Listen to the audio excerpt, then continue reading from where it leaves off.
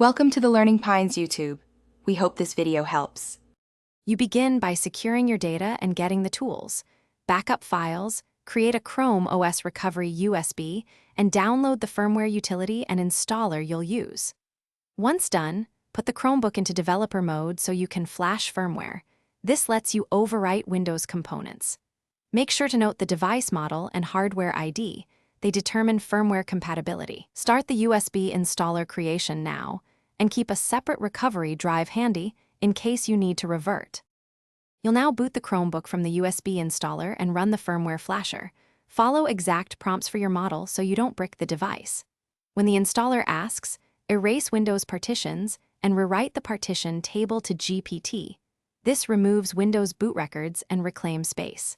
Then install Chrome OS or a compatible alternative, making sure to install correct drivers and set the boot entry.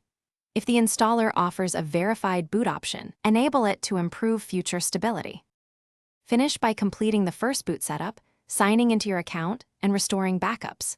Make sure to run system updates and re-enable verified boot for security or developer mode if you need deeper access. If the device won't boot, stop and use the recovery USB you created to restore Chrome OS or reflash the original firmware. This fixes most bootloader and firmware mismatches.